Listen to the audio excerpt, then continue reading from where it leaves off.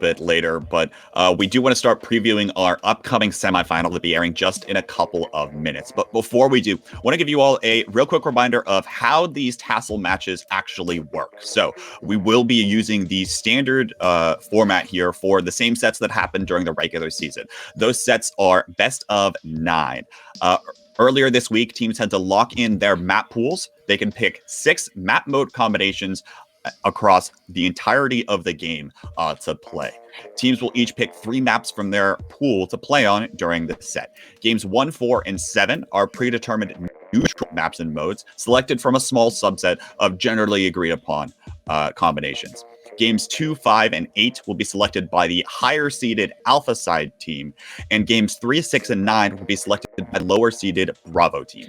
All of these maps are selected before the set begins, so we'll have those on the side for you to see during the map screen when we pull those casters up.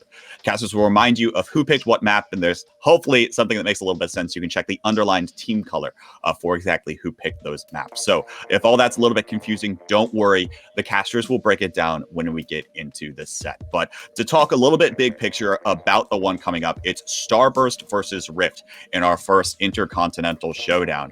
And so we'll be starting off on this. 9, why should the good people be excited for this set specifically?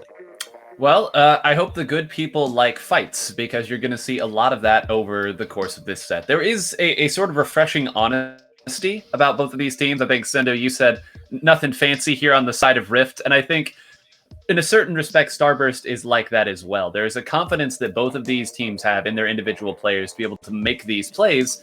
And while Rift does it a little bit more with set play, making sure they have all the special they need for their big snowball pushes, there does come a point where push comes to shove, and these teams are going to meet in the middle for a lot of really exciting fights. And I think there is something to that execution test style of play, so get ready for some really awesome shots by all of these players.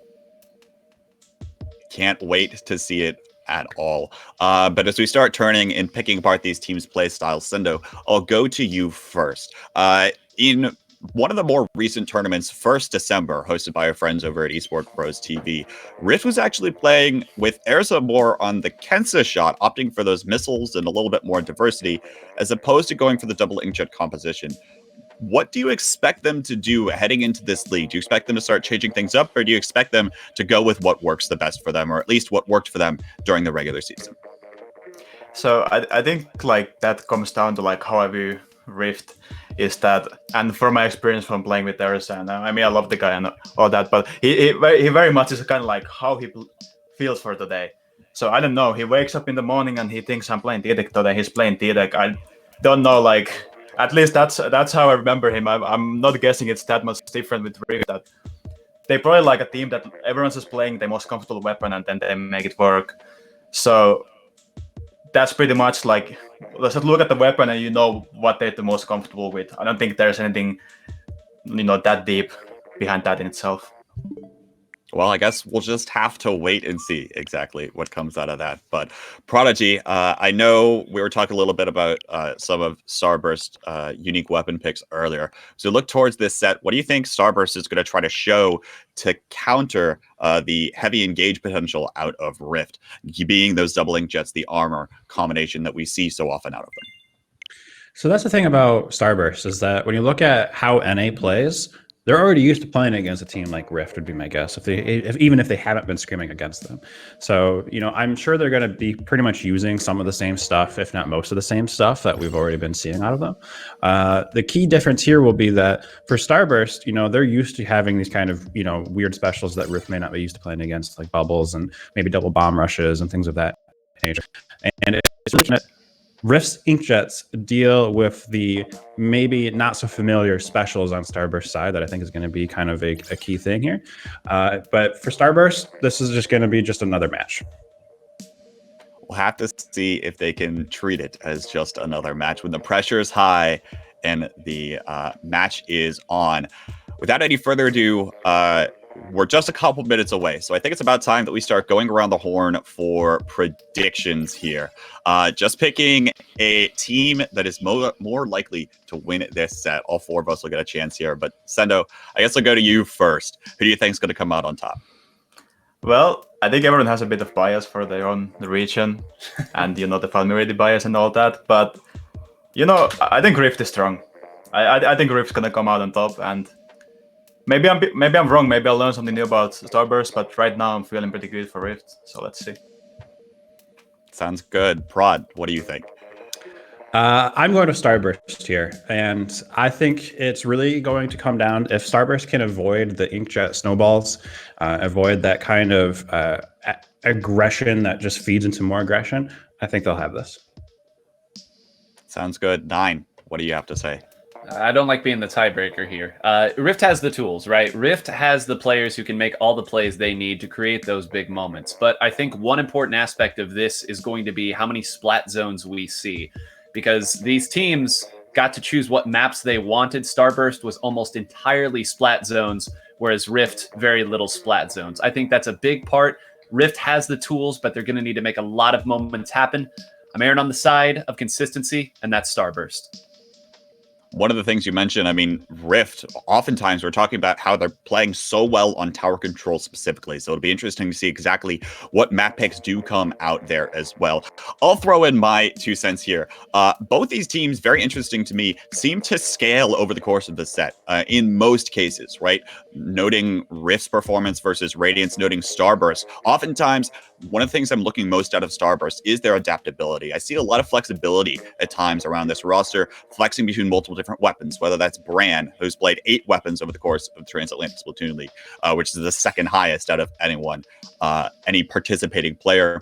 Then we go to Ant, who can play both something like a foil squeezer, something like a junior. So much variety and so many different options here. Maybe there's even something that we don't quite know yet. I think I'm going to have to go for Starburst for that adaptability, for that flexibility, and I'm expecting them to take the long game in this set. I'm looking for them to win in the later stages. For now, though, we're going to get things kicked off as I send it over to your casters for the semifinals, Rissa and Dragonudo. You two, go ahead and take it away.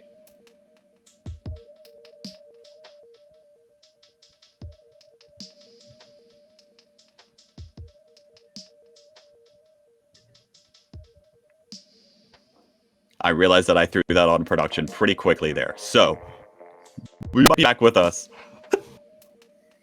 No, that was so good. No. My bad. Okay, so hello everybody, welcome to your first set today, first semi-final of TASL. We've got Starburst and Rift ahead of us right now. I'm here with Rissa. Hello everyone, good morning. Yes, it is me, Rissa, here with Toby this morning. And welcome everyone to TASL 2, the first semi-finals set of today. I'm super excited. As am I. We're going to be having some super interesting matches ahead of us. Starting out, we've got Starburst, which is the first NA seed, and Rift being the second EU seed. Is there any standout members on either team that you're looking forward to in this set? Particular, I'm really excited to, well, I'm sure that Ice is going to be playing. So I'm really excited to see what Ice is going to bring to the table on the side of Starburst, because I know that Ice can play so many different backline weapons. So given that they've had time to practice, time to do scrims, I'm really excited to see what Ice is going to bring to the table. What about you, Toby? Well, I was gonna say on the contrary, I'm looking forward to Rift with the double inkjet. We were talking about it a little bit pre-set, but that's it's both of these teams are incredibly aggressive, right? They both bring this sort of hyper aggro push in sort of feel to them both. And looking at them, the maps that they've picked, I mean, I'm seeing that from just the maps that they picked. So Starburst went for a triple splat zones approach on this one. So what do you think their thought process was behind that pick? You know, I think it's actually probably going to be a little bit more catered to them having a, more quote unquote, having a backline on their team, being able to work around the zone, using a backline, using, 2 front lines and a support.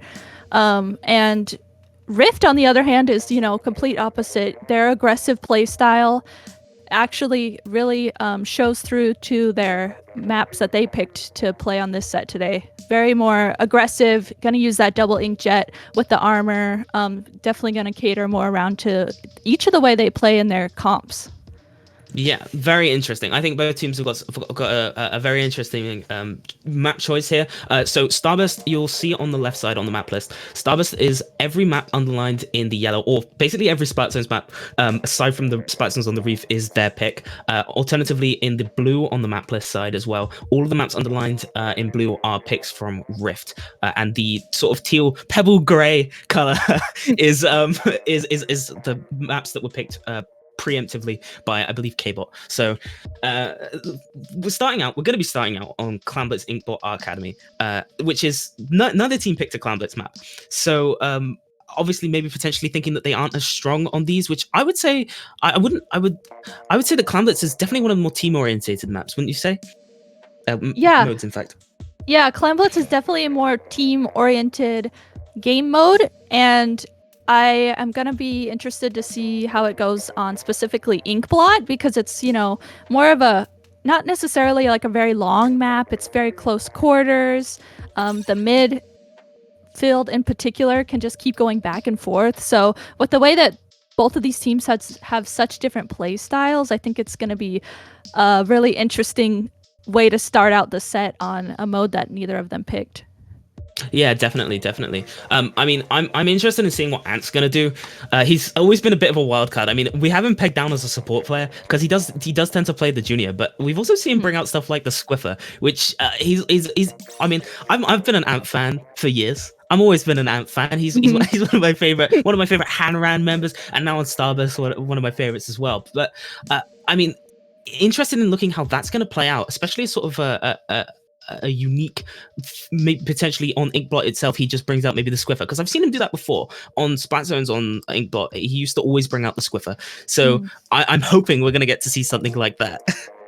That would actually be really cool to see a Squiffer, first game of the day. That's not something you see a lot, but I actually, now that I think about it, just about in the Splatoon scene as a whole, the Squiffer has been making a comeback. So if that's something that Ant tends to do and is comfortable with, that'd be really exciting to see.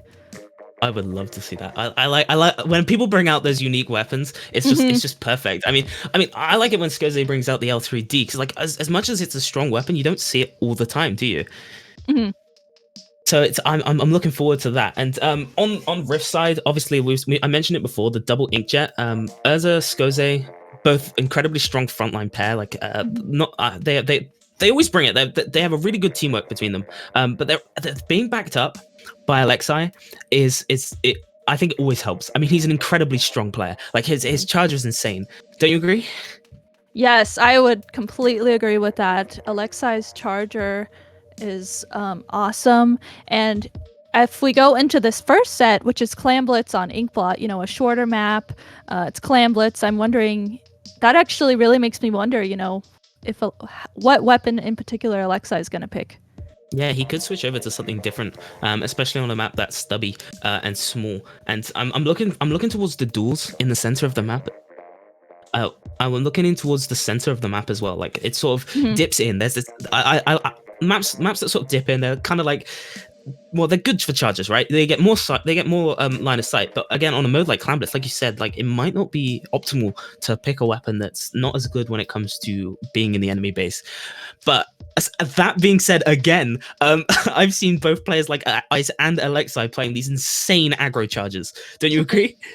Yes, like when you think of players that can play very confidently a charger, a splatter scope, Alexei and Ice are, two of the first people that you would think of. So I have no doubt that they can comfortably play charger in this set and this first game.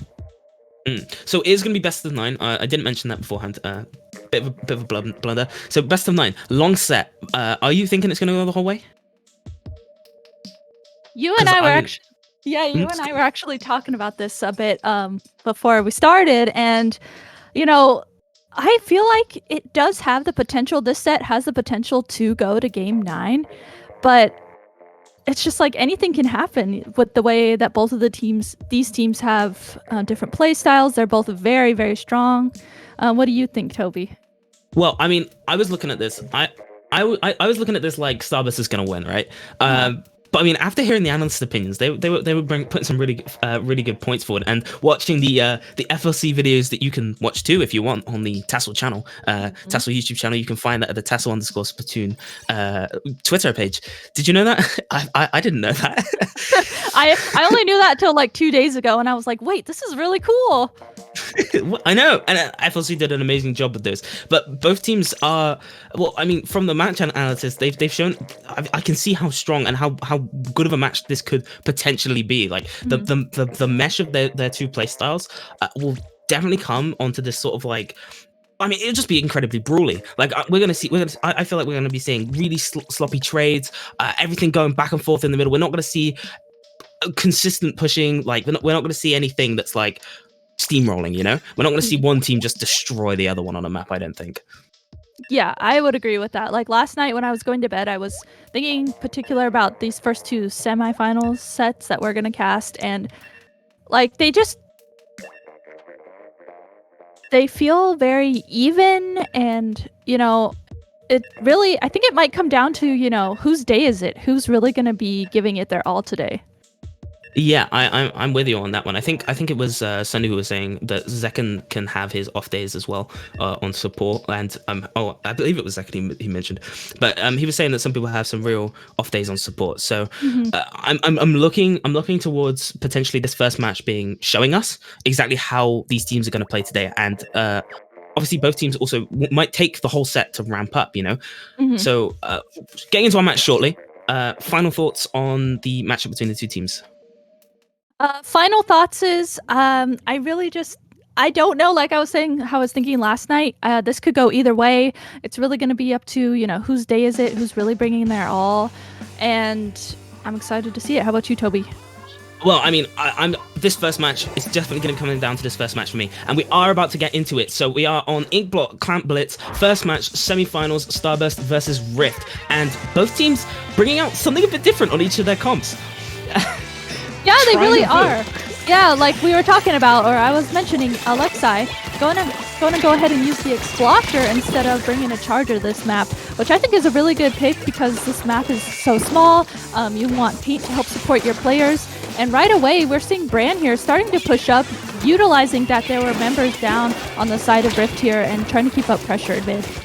Yeah, that tri-slash and avert, he managed to get that range super fast and put some pressure onto that plat. Really going to make some trouble for Rift to get back in, and Starburst have just instantly got control of the mid. Clam's racking up, they're looking for a couple more picks to entry. Oh, Bran getting away with a cheeky one there on the leg side. That's huge. If they can get one more, this is easily a push. They've got the armor out. Bran's already underneath the basket. The rest of Starburst pushing in, and it's looking like Rift is being pushed back already. Yeah, Rift already pushed very far back, and looks like Starburst did go ahead, get one clam in there, did score, wasn't able to follow up though we saw Bran there, you know, setting it up very nicely for Starburst to get a push in. Now Ice is going to go ahead and use this bomb rush, get control of mid. 2 are down on the side of Rift right now. 3 down right as I'm saying that, so now Bran once again starting to push up, look for clams, and try to keep the aggression up for their teammates to follow up. Yeah, that was super interesting to me. Starburst did pull out instantly as soon as they got that clam in, and not many of them actually went down. They just let Rift retake, and I think that was exactly what they needed to do because they maintained that mid control, and now they can make a second push and push a little bit further. They're doing it again. You can see them. They immediately disengage, playing a lot more safe against Rift, and Rift have to push into enemy turf in a 4v4 situation while their basket is open, which is it's just adding so many directions of attack. Alexei now does have the baller and the clam ball, so they are ready potentially for a push. The armor does pop on Rift's side. They do manage to get Bran. It's an opportunity, 2 down now on the side of Starburst, and Rift finally having an opportunity to push into the clam basket. Yeah, Rift is going to go ahead and get one clam in, though. Not able. Alexei tried to follow up with that other clam, but does go down. Zekken there, still at the basket, grabs that clam and gets that clam in. So now they have gotten their score all the way down to 57. They just needed one more clam to get the lead there, but that's okay. We still have 2 minutes and 30 seconds left on the clock. So both teams here are working to regroup, get control of mid, as we're seeing Starburst doing a great job at controlling mid, and now getting ready for a counter push from Starburst. Yeah, so both teams not with a very big penalty on it. Ice is going to score that clam. 3 down on the side of Rift. Unfortunately, a sloppy fight, and that's going to be another clam ball in from Starburst. Great coordination from them. Clams just pummeling in, down to 14 already. They lose 2 members. Rift coming out, managing to stop that one. Brand does jump in, but just misses the clam ball. So just missing out on the knockout there. Really close. Rift saved a bit by the jump distance, and now they have an opportunity to push back in. They're looking for the mid control. Skoze looking towards getting his inkjet. He has the clam ball. They have 2 clam balls in fact. So they have a big push on their hands if they manage to get onto that plat. Yes, they do. Brand, though, I saw Brand there flanking around, though, was called out by Rift, which was a really good call out to get Brand down. But right now, Rift is kind of grouped up there, as we see on the right side of that map, and they're trying to keep their clams. We can tell they're trying to keep their clams. They know they need those if they want to get a successful push in. And it looks like Urza is already up by the basket, trying to call out to his teammates that, hey, I'm up here. Get over here with those clams. So Urza is going to go ahead and get that clam in, but unfortunately, there isn't any follow-up to that. Yeah, Brand doing a great job there disrupting the backline of Rift. Urza might have managed to push into that basket, but it didn't really get much out of it. Just one clam ball, just a little bit of penalty, but that's giving Starburst another super clam. So that's another opportunity for them to push with literally they're basically helping Starburst at that point. And with Alexei going down again, that's another push onto the plat. If Ice King, oh my god. Oh, beautiful pick from Ice. Skozy just getting destroyed, and another clam ball in, and the penalty's already gone.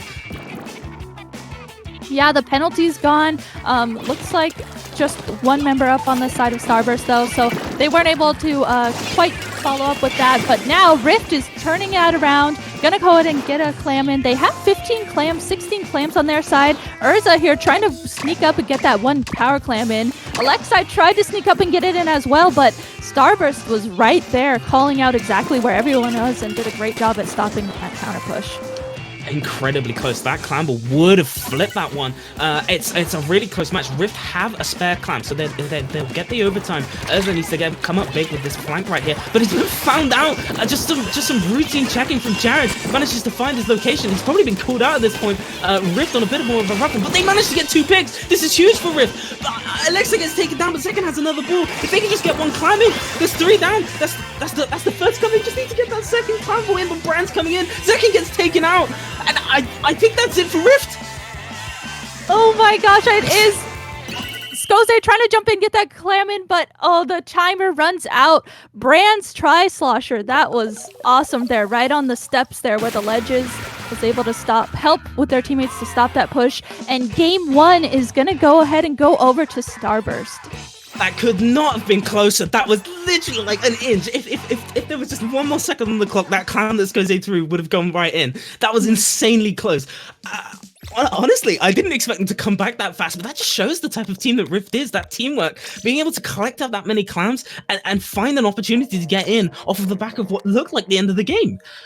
Yeah, it really did. They did a really good job at like trying to hold, like, when they knew that it was their turn to start pushing up, they did a great job at collecting clams and keeping them on their side. Rift did. So I think that really helped them to get their scores that much closer. Yeah, I mean, honestly, it was just a really good match from both teams. I mean, from the start, we saw the control immediately went towards Starburst, right? They took that mid, they pushed Rift back, and they held it, and they managed to keep that up for the first half of the game and provide a lot of aggression. But Rift, when they got the balls, and when they got the picks, like you see like Alexei just getting a huge pick, or Urza managing to get an amazing flank off, completely disrupted this sort of control that Starburst had, and it just came through like, well, I mean, it just came through towards the end, but it was look, I thought Riff was going to take that. My heart is gone. That ball was like so close to going in, but either way, that was insane. It was insane. It was very, very close. And now we will be going to game 2 of the set, which will be Humpback, Pump Track, Splat Zones. So remember that the teams each had maps that they could pick. So this is going to actually be Starburst's pick, first pick of the set that we're going to get to see. Yeah, an interesting one at that. And maybe potentially trying to use their more paint-heavy comp and their control, the way they play the game, like in more of a controlling sense. We saw that on Inkblot, so I'm assuming this is going to come out on this one too. Humpback Punch Track, an interesting map. Zone kind of raised up and has sort of a dip around it. So look out for that. Is that an E-liter? That's an E-liter. Alexei coming out with that E leader as the charger for that they're picking, so that's going to be really interesting. And of course, Ice over there on that Firepin splatter scope. Right as I said his name, though, Ice does go down at the start. The zone control, though, currently is on Rift side. Interesting one. I think that was a very smart pick there for Rift. Using that E-liter I think it's huge brain. Like, I mean, think about it. He's got the range advantage on that Firefin, but he doesn't have that recap potential that the Suction Bomb Rush does.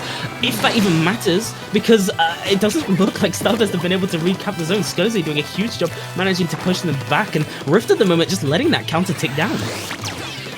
Yeah, they really are. Rift right now, you know, setting up, as we see Skoze here on the left side. Looks like they're setting up at either side of the map to make sure that they have eyes on what's going on, though. Right now, as Starburst is coming back into the zone, Bran working to push up and help get picks, though, is called out by Urza. But right now, the zone isn't in Starburst's control, so it looks like it might be turning back. Yep, that was an interesting fight. Bran nearly losing to the tap shot E-liter, but the zone control does go towards Starburst. Jab drawing down that range, put some pressure on that left side. Looking for more of a consistent lock here. I think Rift really need to utilize the inkjets here as literally as an inkjet gets popped to push Jared out, which they managed to do. Jared's position's been called out. The bombs are just coming in. He can't do anything. He's locked out, and that's Rift with the recap again. Yeah, Rift doing a great job at, you know, making sure they have eyes on where everyone is, and did a great job at recapping there. So now Lexi confidently pushed up in the zone, peeking around those blocks there, getting ready to help their teammates get picks. And now both of the Julie's Swelters are down on both teams, and we're seeing Rift confidently start pushing up here. Yeah, Skoze popping the inkjet in the spawn. The armor gets popped in response, but still Bran goes down. Jared just managing to clean up on Skoze there, but that was two people down on the side of Starburst, and Jared now stuck, kind of have to wait for his team as that counter gets closer and closer to the knockout. He throws in the rain to get some sort of paint onto the zone. He's got to get some more paint on that zone. They need to get some offense out. They do manage to flip it, but Jared does get traded out in the process. So Rift still with an opportunity to hold that zone. The inkjet coming out from Starburst. Zekken somehow still alive, managing to dodge everything coming his way. Zekken using that junior's mobility there to just dodge and weave, and doing a great job at staying alive, because that support is really going to help his teammates, or their teammates, in the long run there, as we saw them able to recap the zone. Now, Zekken has armor ready yet again, is going to go ahead and pop it as Alexei does go down. Now Zekken down as well on the side of Rift, so Starburst here pushing up, finally able to recap the zone, and they have a 22-point penalty, so let's see if they can get rid of their penalty and, you know, maybe take the game. Well, these late picks on Skoze, that late pick on Skoze is going to give him a lot more time to get that remaining counter down, and looking to try and generate another armor. Bran with the pushing up. Urza managing to take out Jared, but getting traded out. Bran with a really strong inkjet ice, using that Suction Bomb Rush just to maintain that zone control, just for long enough for them to get the lead. And it's a very smart play, but maybe popped a little bit too early. However, Zekken does go down, and beautiful snipe from Ice there to take out Alexei. He's looking for another one. That's gonna be it. That Starburst there with the last second flip on that zone. Huge picks coming out from Ice. Amazing play from him. Yeah, that pick right there that we saw towards the end on Alexei that Ice got, I feel like was a really crucial pick, because if it would have gone the other way, if Alexei would have got Ice, the whole game itself could have flipped. So I think that was a really, really good pick for Ice.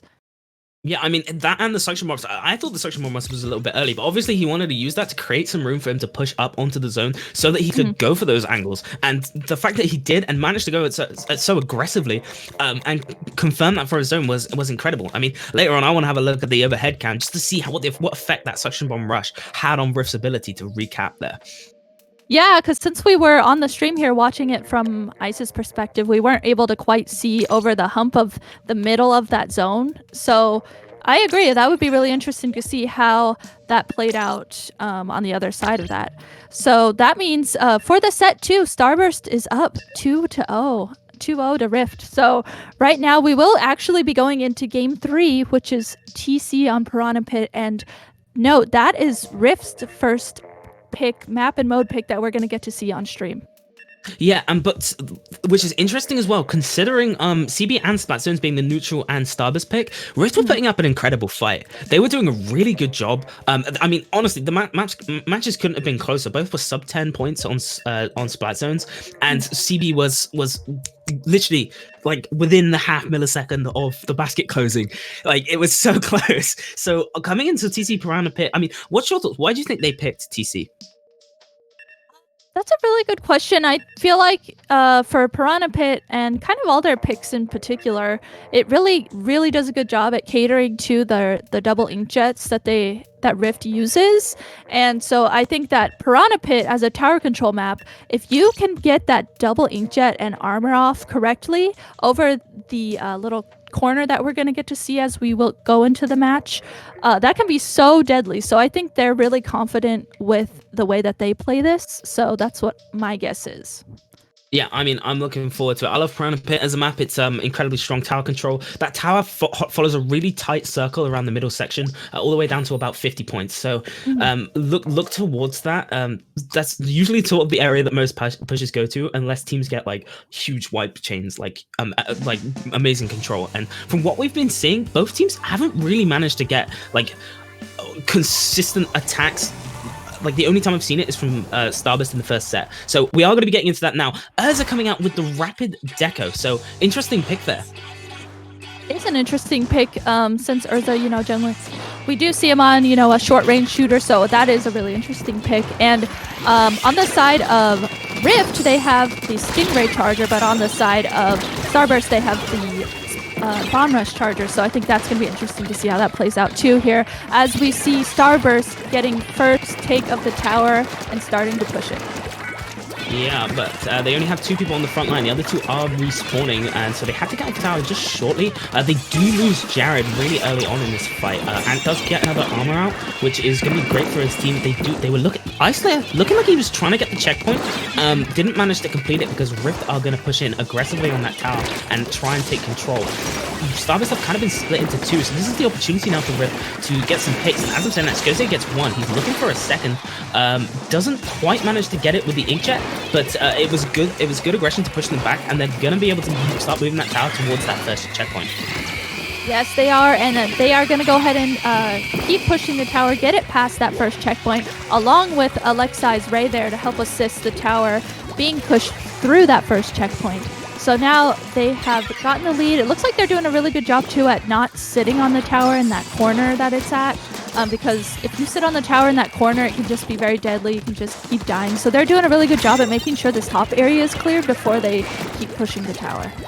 Yeah, Urza there with a smooth kill on ice, taking him out using the rapid blasters like a secondary pop to take out ice from around the block, which is pretty scary. Rift looking at that second checkpoint now. They do have quite a few specials online. Skose, they're looking for some picks with the inkjet. Doesn't quite manage to get it, but does scare back the members of Starburst, and that push is now starting to make some decent headway. Alexai with the Ray does manage to take out ice.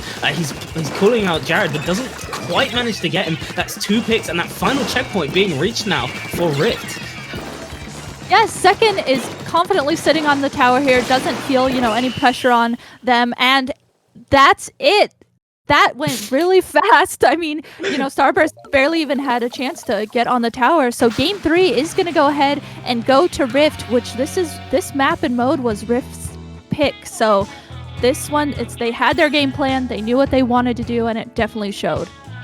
I mean, honestly, like that was just textbook. Like, at least we're not getting the 5 Omega lol, but like that was a textbook Rift match. They just completely decimated. The inkjets were coming out left and right. The armor was there. The aggression, even with the Stingray, was incredible. Like you could see the shot calling. They managed to basically divide and conquer Starburst that entire match. So I'm definitely coming out and showing that they aren't to be rolled over. I mean, not like I would have said that beforehand, but losing 2 matches consecutively can sometimes put you in a bad way, can't it? Yeah, it really can, especially at the very start of this set. If you are already down 2, it can be hard to keep it in your mind that we got this, we can keep going. So that really showed through that they were very confident in that map and mode, and they're still in this. Yeah, they are. And well, moving on we're going to be going to another neutral map pick. So this is one that was just neither team picked this map. This was picked by K-Bot. So blame K-Bot if you don't like the map. So we're going to be going to Splat Zones on the Reef. I think this is a Starburst map. What do you think? I probably would have to agree, but I could see Rift, with the way that like Urza and Skoze flank, act as distractions with their very aggressive playstyle. I could see them potentially utilizing the flanks on this map. So I don't know. I could see it going either way. I mean, usually, yeah. I would think that Rift are going to put up a good fight, but personally, I think this sort of zone control, and especially considering the last Humpback map, Starburst showed that they have that sort of ability to like just control space. Like even if they're not getting the kills, just controlling that space and managing to make that counter tick down. It's really going to come down to how aggressive Rift get and if they manage to disrupt the flow that Starburst get into. Because as a team, like I'm not sure if they still do this, but they used to never VC, so or like some of them wouldn't VC. So it was specifically Ant. So I mean I'm pretty sure I've heard from the grapevine of the grapevine that Ant uses VC now, which is something unheard of, but maybe it'll disrupt their flow. Coming out on the side of Rift, however, Alexei going to be using the gold dynamo, so not a weapon you see often. Yeah, I was not expecting that. If anything, I was gonna, maybe expect an X-Blow, but, I was not expecting a gold dynamo. So that means, with that gold dynamo, Rift also has double armor on their side too, so I'm wondering, how we're going to see that play out. Well, I mean, it would play out great, but Rift has already lost 2 members, and the bridge control has gone instantly in the way of Starburst. Zekken here, just trying to stay alive, trying to stay out of the prying eyes of Ice, as Starburst hold the zone, let that counter tick down. Zekken pops the armor, and does but tries to get into zone, immediately scared off and has to run back. I think he's made this corner his home. They are looking towards capturing the zones. They've managed to do it, but the rest of his team's still down. Zekken, are you okay in your corner there?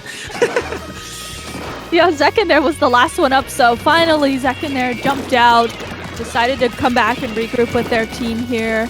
And on the side of Starburst, though, Starburst is, on control of bridge. They're on control of that right alley. They're on the left side of the map as well. So Starburst is confidently sitting here guarding the zones.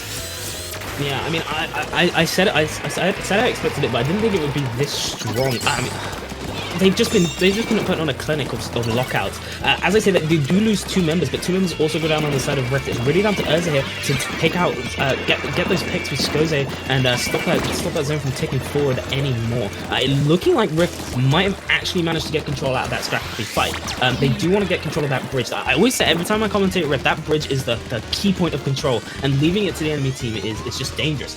Second, managing to trade out there for Urza, and they are going to get the zones completely after that fight, but a really scrappy one coming out on the side of Rift. Yeah, that was definitely a really scrappy, zone take.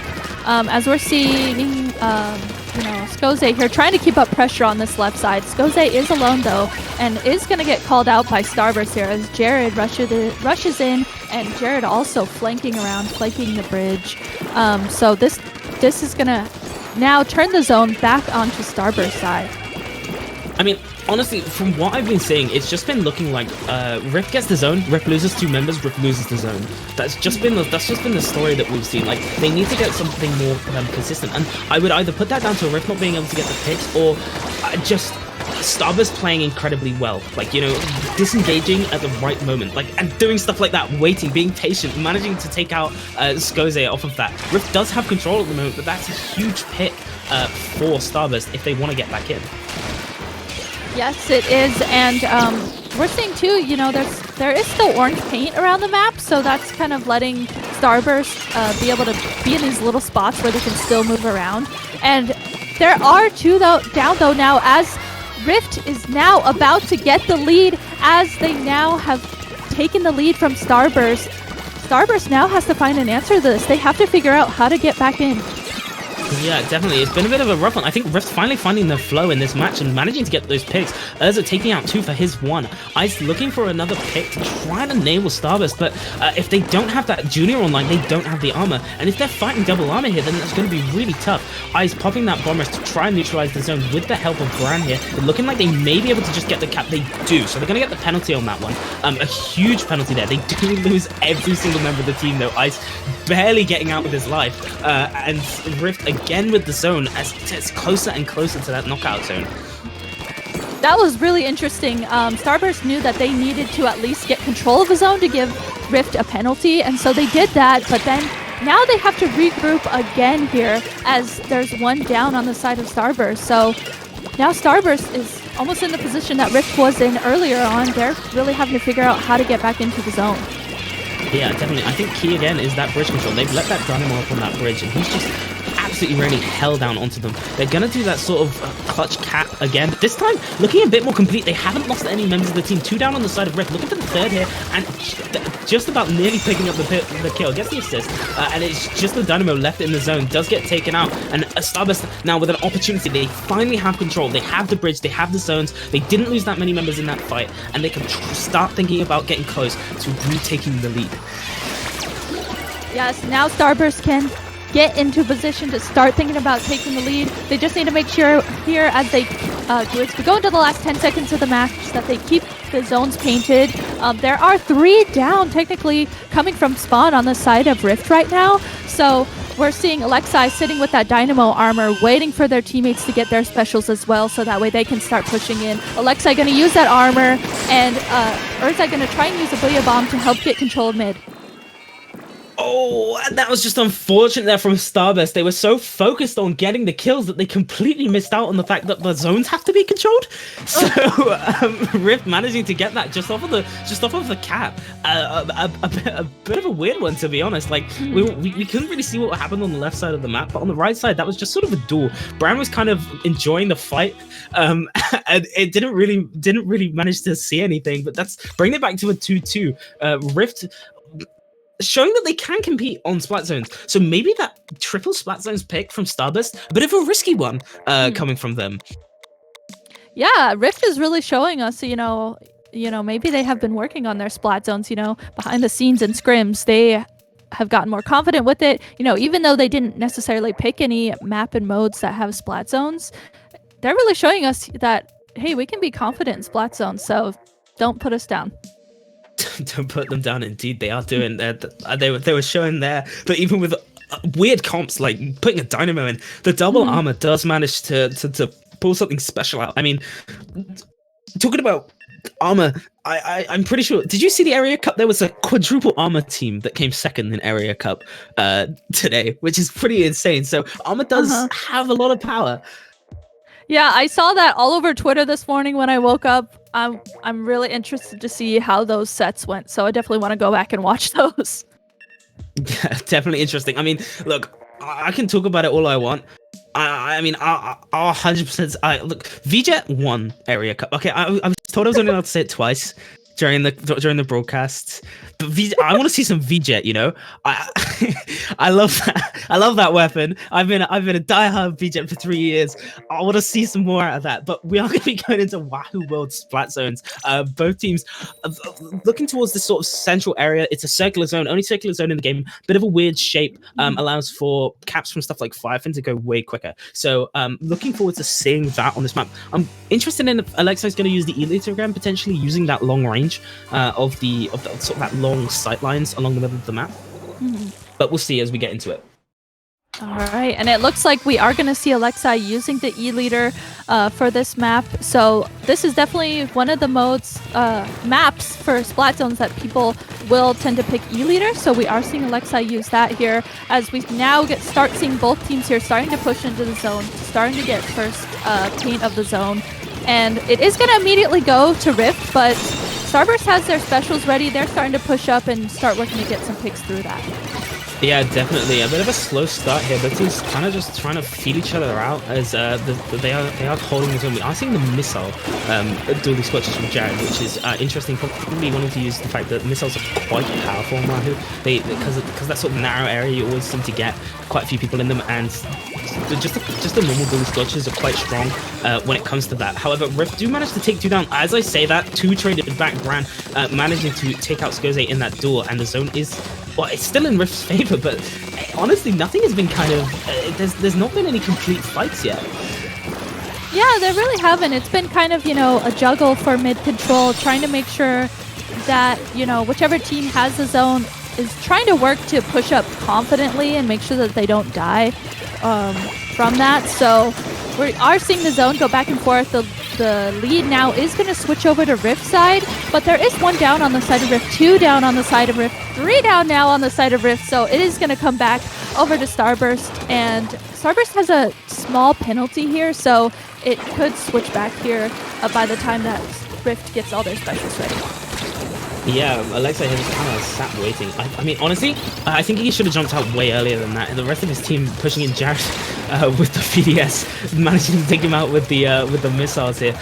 Kind of hiding in Rift space at the moment, just being a nuisance. Which, I mean, I guess that's just the rule of the duelist country. That's what you're always going to be doing.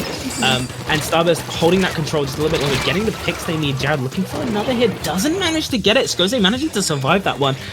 Looking to maybe get himself an inkjet and pushing onto the zone. He spotted the charger. He gets the charger, and the rest of Starburst start falling. Skoze does get traded out by Ant, but that's the opportunity that Rift needed to come back in and get the cap.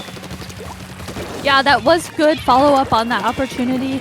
And now Rift has control of the zone here. They have an armor ready too. It looks like they're holding on to it, kind of waiting for the moment they need to use it. They did use their armor as well, and Alexei does go down here as the zone switches back over to Starburst side. So here we go again. A lot of juggling in mid, some trades happening. And now 2 are down on the side of Rift here as all members of Starburst are up and are starting to confidently push forward.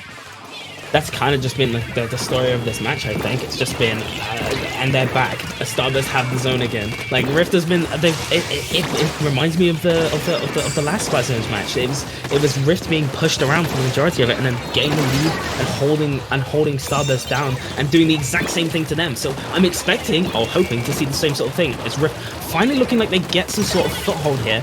They do have 3 down on the side of Starburst, but I mean, they lose to him for a little bit second, but Rift now with some decent control, they're going to look towards holding a bit closer. I think they want to get that aggressive positioning up so that they can put that pressure onto Starburst and stop them from coming back in. Yeah, they really want to work on keeping that aggression pushed forward here, as we're seeing Skoze doing exactly that, sharking around in Starburst court here, and Urza there following up Urza and Skoze doing a great job at working together here, and Rift has no penalty right now, so right now the points are pushing down here. They are going to go ahead and get the lead, and this is just flipped back and forth. This is looking like it. Honestly, I'd be surprised if Starburst managed to take this zone. The tap shots on the zone not going to do much. A bit of a panic mode here for Starburst. In fact, Jared's trying his best. The jump's coming into the zone. The bomb manages to take one out, and I think that's going to be it as Rift complete the zone after quite an interesting attempt by Starburst to finish that retake. That was very interesting, and Zekin there just moving around, staying alive, doing a great job at painting, and there, as we saw there at the end, that was almost exactly like what happened in the last Splat Zones game that we watched too, like you were saying. I mean, that was a monument to juniors, a monument to paint. What's part of this game is just painting the floor, because that's all Zekin was doing, and that's all Starburst were trying to do. Like, that middle sort of dance was just crazy. I mean, but it's something that we've seen every Splat Zones now, is this story of one of the teams just getting this really low, like basically looking like they're gonna knock out, getting stopped from knocking out, and then getting knocked out. It's just so, it's like, I don't know, the learning coming out from both teams has been incredible. Going in the way of Rift, at least this time, and we are going to be going on to another Rift map. So Starburst not looking too hot now, as they've lost 3 matches in a row, going into a Rift pick on TC Schellendorf. Yeah, and as we kind of look back on the games that we last watched too, the TC Piranha Pit match that Rift picked, they played it textbook. They knew exactly what to do. They were feeding off each other perfectly. So as we go into this next tower control pick from Rift, is it going to be the same? Are they going to play out this textbook very confidently, or is Starburst going to have an answer for that? I mean, I hope Starburst has an answer for it, because if they don't, then it's going to be a tough one on Rainmaker Blackbelly. Of course, it's Rainmaker Blackbelly, but we talk about that when we get to it. So TC on Schellendorf, I mean, last TC match, it was just Rift, wasn't it? Like you said, they just played it. They played it textbook. They just completely rolled. And I mean, Schellendorf, interesting map design. It's a bit different. I'm surprised that they picked it, but maybe wanting to utilize the glass here to get some sort of offensive pressure from with Alexei onto ice. Maybe hoping that he's gonna go Elita, in fact, to try and get that range and put that pressure on ice on that glass. But I'm looking forward to what Starburst are going to bring out as sort of their comp. Which, I mean, here we go. Well, we just saw it. Here we go. We're seeing both of the comps come out here, and it's pretty similar to what we've been seeing both teams. Note that Urza has actually switched over from the last tower control map from the Rapid Blaster to the Tenatech. So that's a switch up that I'm seeing right away on the side of Rift here. As Urza, as we start the match out here, Urza is going to go down right away, followed by Skoze. So it looks like Starburst here has backed up, kind of let Rift feed into them in the start here, and now they're going to start pushing the tower and waiting for the members of Rift to come back. Yeah, looking towards sort of the Stingray to be used to sort of... I mean, look, it's a Stingray map. This is Shellon. This is a Stingray map. The Starburst get completely taken out. Didn't have to use a Stingray, but Alexei has that on deck. The Hypno's main weapon. He wants to be using that to advance his tower along that path. Everybody knows Stingray, incredibly powerful special for just denying pushes and starting pushes. And Rift finally starting to get through that first checkpoint. Doesn't quite manage to... Okay, they do. I thought they weren't going to get that then.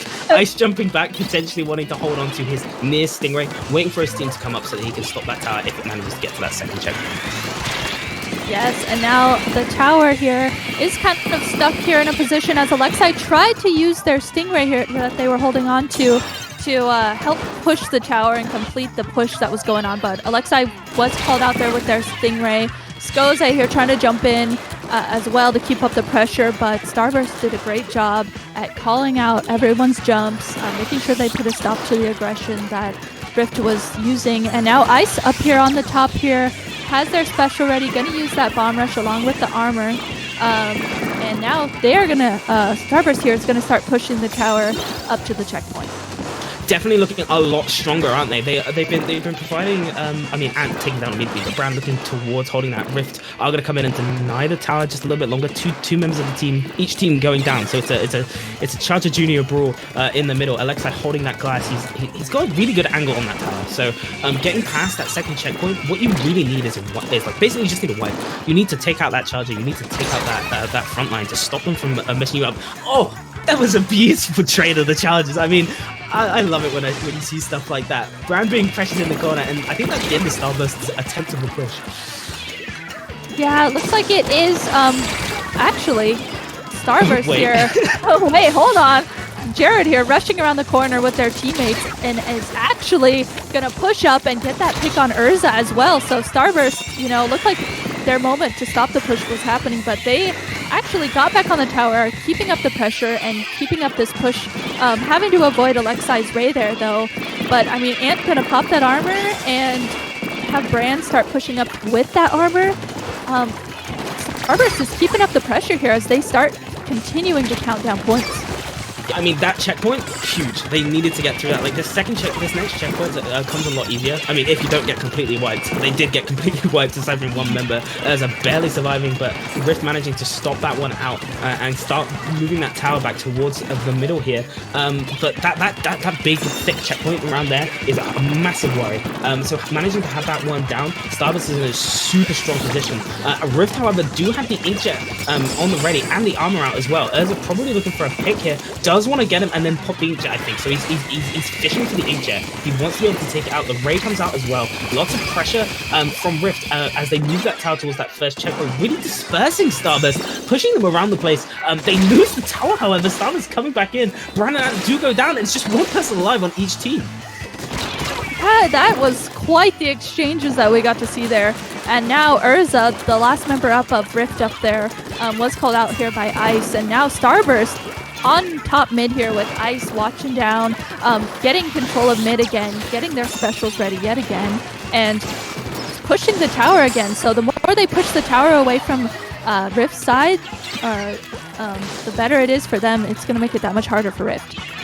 Yeah, I mean, Rift just, they have to get past the big checkpoint, right? So they need to get something big happening, but the further that tower is away, the more time it gives Starburst to recollect. And you know what I'm seeing at the top of the board? I'm seeing Stingrays on both sides, and they're going to be used to stall that tower out. The Stingray comes out from the leg side, but the counter armor popped as well. So the Stingray not getting too much done. A lot of pressure, but definitely nothing concrete.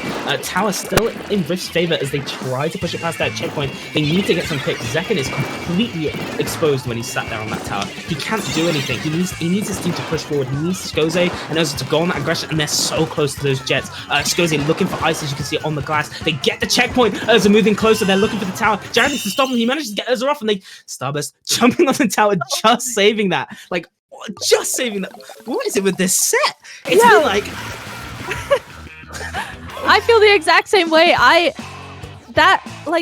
my gosh, Starburst was so dominant, and then that ending push there by Rift had crazy potentials. We're seeing, the splat counts on both teams are very, high. So both of these teams, they are just really, really showing us today that, they're in this. I mean, that was crazy. That was insane. I didn't expect that coming out from them. Like, that Rift, it wasn't looking too strong. They won't manage to get that second checkpoint, but just the consistent aggression from them getting towards that point was so good. But Starburst at the end there, managing to recollect, managing to stop that tower. That could have gone. That was so close because Urza and Skoze were so close to their inkjets, and if they had those, they would have been absolutely decimating around the tower, and they would have had so much offensive pressure.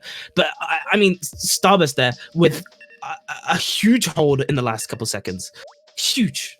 Yeah, I saw, as the 10 seconds were coming up, I saw one or two members of Starburst jump back, and they had their specials ready, so I think that was really smart.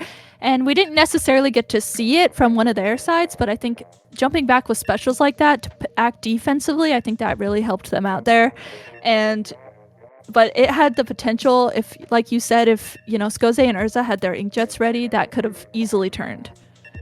Oh, definitely. I mean, look, it was right down to the wire. And again, like I said, this has been the story of this set. It's like, you've seen the KOs on the board. There's 3 of them. All 3 of those KOs have been within, 10 points of each other. Like, they've been so close. That both teams have been putting forward so well. And it's just been good. It's just been really good. And as we're going into a neutral map pick, right? So Rift really want to take this. This is incredibly important for them to take this because the next map after this is going to be Starburst's map, and they want that last map in the set. If they win Black Belly and lose Inkblot, they want to be on their map pick for the last one in the set. So, but equally that makes it crucial that Starburst gets Rainmaker Black Belly as well. Both teams so close to closing out this set either way, but this map is incredibly crucial based on those picks. Yeah, it really is. It's going to really come down to, who wins this, who gets to play on the maps that they are comfortable with, that they have the potential to win on. So, it's just interesting. I mean, personally on this map as well. I mean, okay, wait. All right, I'm gonna start from the top. Okay. All right, calm down. All right. So, First thing first, on Rainmaker Black Belly, obviously it's a super back and forth map, right? It's small. Getting that Rainmaker, you can get it to 30 on an opening push, right? Easy peasy. So I'm hoping that we're going to see an incredibly close match on that. But then we're going to be going to splat zones, right? After that, and what we've seen across the course of this set is that on splat zones, it's not as strong of a pick for Starburst as they thought it was going to be. So. Again, that could go either way. I mean, it's just really tight. I didn't expect so much of a close interaction between both of these teams. You know, it's Yeah. crazy. Yeah, it is. I mean, usually you'll win the maps and modes that you picked, but I mean, it's going back and forth here. Rift has won Starburst picks, but Starburst has won Rift's picks. So I think that Splatzone's Inkblot is going to be really interesting to see how it all plays out. Especially, that's kind of like a good general like Splatzone's map to pick too. So I feel like a lot of teams are very comfortable on that Splatzone's map as well. See, I always think that about Inkblot. Is that Inkblot is like it's like the poster boy map, isn't it? Yeah. Because I mean, when I think back to like early competitive Splatoon, I think of the Splatoon 2 the World Championships, right? And I think back to seeing US wit, good old Penget on the blaster playing on Inkblot Splatzones, and then decimating the Japanese team on it, I think to myself, like, what a great map, what sort of neutral map. And I think that's just the case. It has it's really well built, has that sort of inner slope, good charger spots, good spots to hide from the charger as well.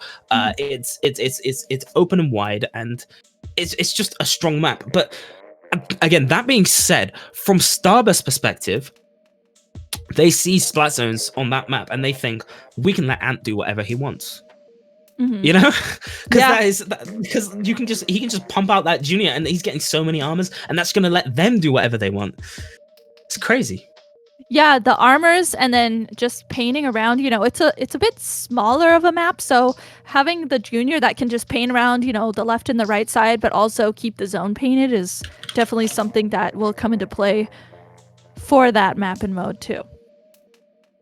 Yeah, it's just pretty crazy. I mean, this set so far has been super close, and I'm hoping that I'm hoping that we get. I think it goes all the way at this point. I really do. I want to see Rift take this next one, Starburst take the next one, and then either way at the end. Like, it's looking like it could end up being a close one. We do have a bit of a delay, by the way. So just to preface this, while we're talking so much, we're just having a bit of an issue. But we'll be back into the games shortly. That being said, I'm sure you can wait because these games have been intense nonetheless. And personally, I need to cool down after it. Something I was thinking about too, as we're waiting here, this is actually going to be the first Rainmaker mode that we're going to see both of these teams play on. So I think that'll be interesting to see too, each team's take on Rainmaker in particular. Yeah, definitely. I mean, we saw the Explo come out earlier on, I believe, from Alexei. So I'm curious if he's going to pull out the Alexei for the Alexei. Yes, the Explo is now called the Alexei. No, the Explo for Blackbelly, because typically people do or have brought the Explosher out on Blackbelly, more so in Splatzones, but it's still a really strong weapon on this map. So I'm curious if he's going to try that again, because in that first Inkblot match, he didn't do too well on it, did he? Yeah, first game of the day, didn't necessarily play out that well. And then especially with Ice on the charger, I think that definitely had opposite energies going on here. And Stingray too is really good on this map and mode. So, maybe Alexei will come out with the charger and use that Stingray. We're going to have to see what they end up picking there. Yeah, I'm more posturing. I expect the charger. I was just curious if potentially he might try it out. Like, you never know. You never know. They brought out the Dynamo on Rainmaker. I didn't say it on brief, but this is old maps. Okay, we got some great videos, but the videos that play were made about 3 years ago by Ink TV. So these are old school. But this isn't what the map looks like. It's a bit lower down. There's no walls there. But we are going to be actually managing to get into our game now.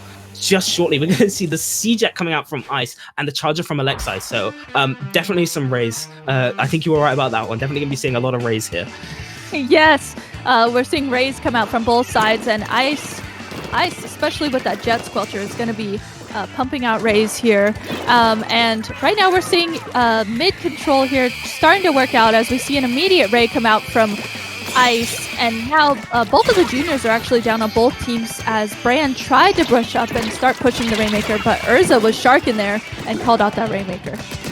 It does get traded out though. Ice trying to put some damage on the Rainmaker. A bit of a downside of the CJ though is that it can't really destroy Rainmaker shield. So he's trying his best. He wants to get another Ray for that push, but I'm pretty sure he spotted it as well. There is a counter Ray on deck by Rift. So if they try and push that Rainmaker, that's probably what's going to come out. In fact, looking at Rift right now, they have so many specials on board. The armor does get popped and they do pop the inkjet. That's 2 members down on Starburst and they are going to run away. Ice gets his Ray, jumps out. He's ready for them when they start to push.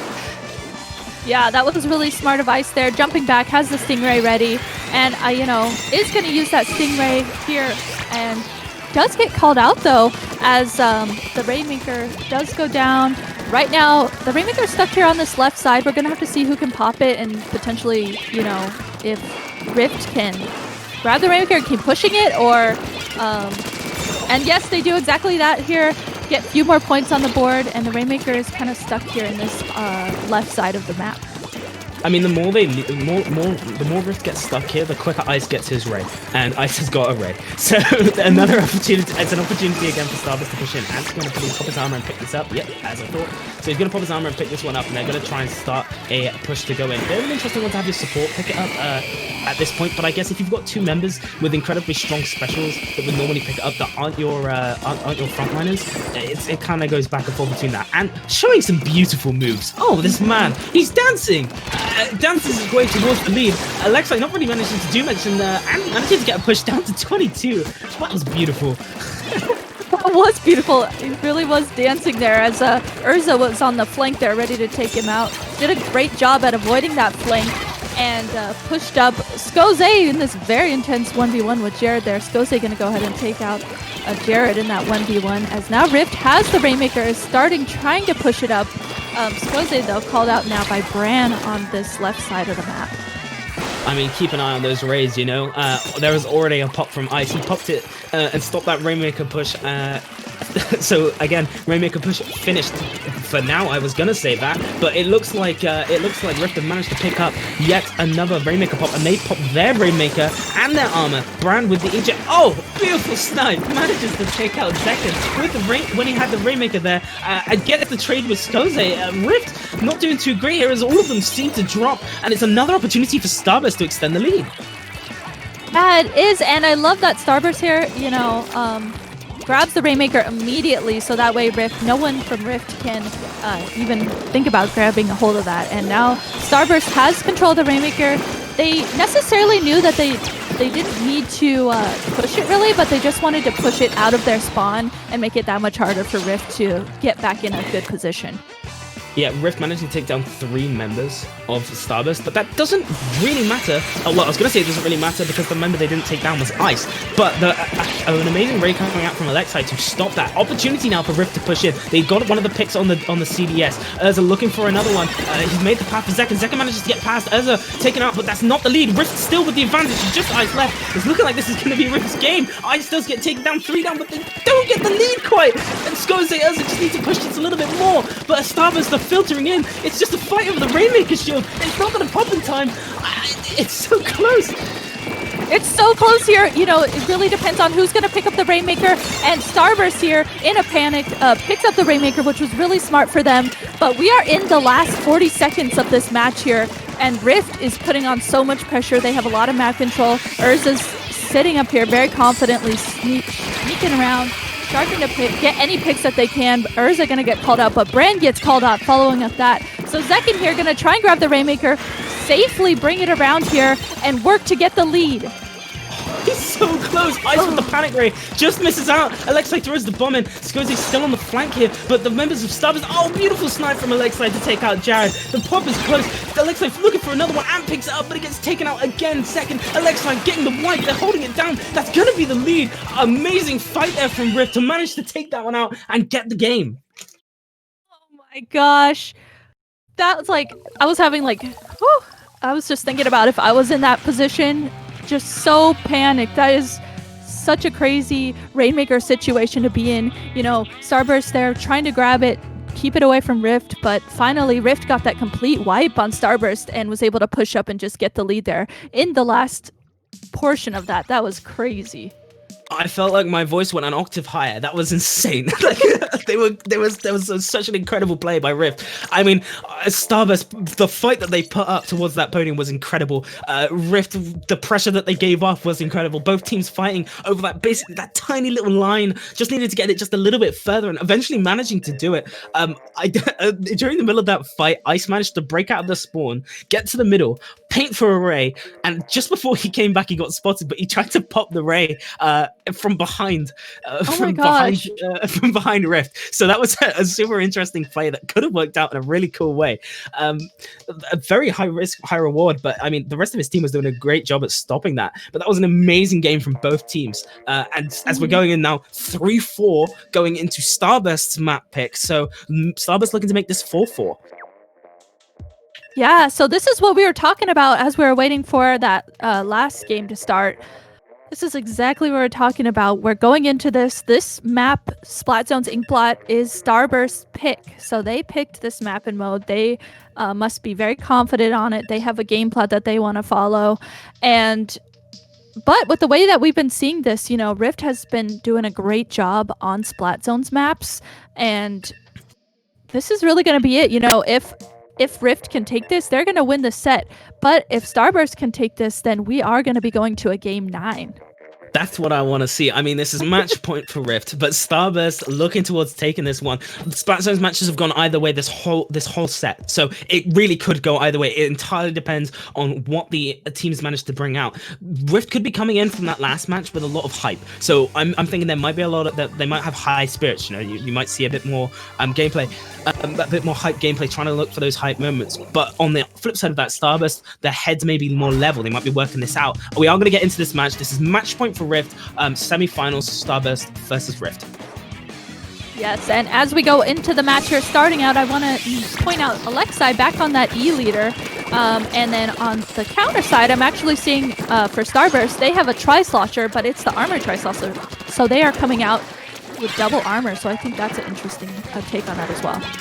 Yeah, the double armor, an old staple of the 1.1 meta, has been coming back basically every other meta since. Rift being pushed back here, so Starburst with the early lead. Second, not managing to get taken out, so he has another armor already, and the rest of Rift are getting their inkjets. He pops the armor. Skoze has the inkjet on deck. Tensitech inkjet already out both inkjets. It's a double inkjet armor. Look, it's what you expect. The bomb rush, counter bomb rush comes out to help keep the zone in Starburst's favor, but Rift now being quite aggressive, looking like they're going to get the cap. They get 2 members down on the side of Starburst. Rift, Ice manages to jump out, and it's just Ant left in that fight. Yes, and this is a map mode too where you want to make sure everyone, or at least you have, 2 specials. The more specials, the better, but if you have at least 2 specials, you want to make sure you have those before you start pushing in. So that's what we saw Rift do a good job at, having 3 specials ready to start pushing in, as now they have the lead. Gonna go ahead and use armor here as a counter defense to Starburst starting to push in, and now there's 3 down on the side of Starburst. 4 down on the side of Starburst. Rift is sitting here very confidently, getting their counter specials ready and keeping up pressure. Yeah, I mean, looking at this, look, Rift is looking really strong right now. They want to close this one out here. They want to finish this set as a 5-3, but I don't think Starburst has something to say about that. Look, they've got one of their armors close. Well, I mean, I'd say they have something to say about it. They keep losing members. Rift are being incredibly aggressive. There's only 10 seconds left on the clock. They need to push in now or never. And pops the armor. The bombs come out. Urza gets picked off. They're looking towards getting it. The inkjet with the armor is coming out too. They've neutralized the zone. 2 points left, 2 down, and they get the flip. Oh, that was so close. Ant with a huge play. Jared as well, managing to take out every member of the team, and that's going to be the zone going towards Starburst. An opportunity for them to push back. That was so close. Oh my gosh, 2 points left. Starburst knew that they just needed to cap the zone if they wanted to stay in it, and they did exactly that here. And now Rift has a 75-point penalty, so that's a huge penalty for Rift to have, as now Starburst has no penalty. They are counting down their points. And right now, both teams have specials ready. We're going to see they're both using their specials. We're going to have to see, who's going to get the picks as both teams start using their specials in the zones. I mean, look, that was wait, are you telling me that it's already down to 20 points? and Rift has lost members, and this is exactly the situation we saw Starburst in not 5 minutes ago. There's 5 seconds left on the clock, and Rift just keep getting taken down. This is Starburst's opportunity. They get the lead, and they get the knockout. This is going straight to a game 9, 4-4 on the board. Starburst with a huge comeback. Kobe, we're gonna get the game 9 that you wanted. This is, we were talking about this. Is this gonna be a game 9 set? Is it gonna go one way or the other? And this is a game 9 set. It's back and forth here. I mean, even though some of those scores, they say that there's a KO, that doesn't show, how close these sets have been. They have been so close, literally off by, 2 points, 5 points. KO, but it was close though, basically. That's the entire thing. KO, but it was close though. I mean, this whole set has been insane. So back and forth. You can see how much both teams want to win this one. They keep bringing out these incredible clutch moments right at the end of these matches. I mean, honestly, Starburst's clutch to get that from being knocked out was insane. The amount of paint that came out from Jared and Ant was huge. Look, I'm going to be straight on the... I'm going to say it again. I know it's a plug, and I'm actually going to do this, though. I'm going to be straight on the TASL channel after these get uploaded, because I want to see the overhead view of some of these matches, because that is absolutely incredible. The coordination coming out from both teams to stop these knockouts from happening and then get their own knockouts is amazing. And going into a game 9, it's going to be a Rift pick, but it could really go either way. Yeah, it could go either way, as we've been seeing the way that both of these teams are playing today. And I want to note, too, that it's Rainmaker on the Reef. So the Reef is kind of, there's so many different paths the Rainmaker can go on. There's, different levels of the map. Again, it's going to be like the Splat Zones version of the Reef 2 that we saw, where you really want to make sure you are in control of that middle bridge. No matter what the mode is on the Reef, you want to make sure you have control of that middle bridge. So that's going to be really interesting to see the team's takes on this.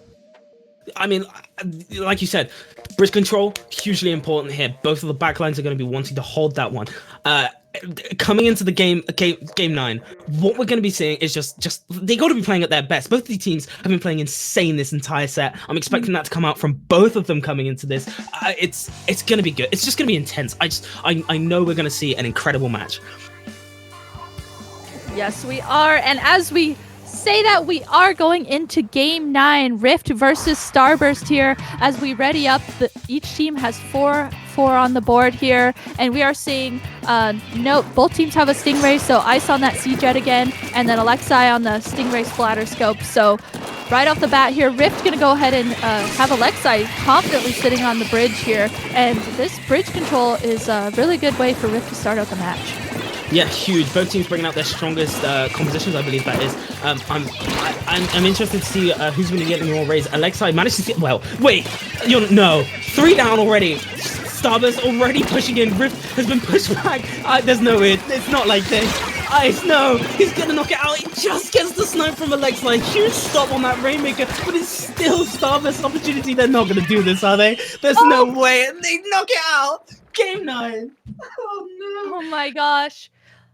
Starburst goes ahead and takes game 9. So Starburst wins the set, is going to go ahead and win the first semifinals set that we saw here on stream for TASL 2. And that was a Rainmaker match if I had ever seen one. Yeah, I think you're right on that front. Rainmaker, if I've ever seen it, that was 2 seconds. I felt like the match was on for like 30 seconds. The wipe came out, and Rift just couldn't do anything. Alexei tried to buy some time, but that was a clinic. So you're telling me we watched both teams put 4 matches to each other, this whole set, like just this incredibly tight thing, and we end up with a Rainmaker moment. Yeah, that was a Rainmaker moment if I've ever seen one in game 9 of all things too. So I was really excited for that one too, because the Rainmaker Reef can be a little bit weird. So I was excited to see how both of the teams were going to play it out. But you know what? Starburst said, "We're just going to take this. Don't mind us." Starburst just took off the weighted clothes. They're like a bodybuilder. They're just like, okay, we're done, and get the muscles out and just completely pummeled Rift on that last map. I mean, both teams have been putting towards this incredible effort the whole time. They're playing incredibly well, and I mean, it's a bit of a fizzle, but talk about a way to end a set. Intense play from both teams. Yeah, that one too. I think Rift started with mid control of bridge, but Starburst was waiting to have their specials ready, and as soon as they used those missiles, I think the missiles with an armor, that was just it. They just took that and they just pushed forward and dunked it literally. Literally, that's exactly what happened. I mean, it literally dunked it. Like they pushed the leg side back. They didn't give him any advantage that he wanted. He was first to respawn, so he managed to stop the Rainmaker from getting knocked out immediately. But like just the pressure that Starburst, the patience that they exerted, right? Like you mentioned, they waited for their specials. They sat back. They were on that point. They knew what was what they had to do. They executed the plan flawlessly. I mean, it felt like I was watching SRL in Splatoon 1, those guys would knock out the Rainmaker in 10 seconds. This feels like it all over again, just instant destruction. And Starburst taking the set 5-4, ready to go to grand finals to meet either FT Win or Freeze. It's just whoa. Yes, insane.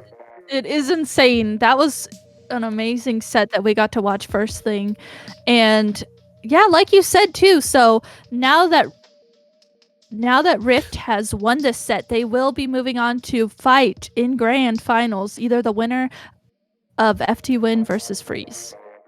Yes, and before we go into that, we do have analysts on the side, so we are going to be able to go towards some analysts, and they'll give you their thoughts on the set, this amazing set that we witnessed. I believe we are ready to go over to them now. So we'll be back with you for the other semi-final. We'll see what those guys have to say.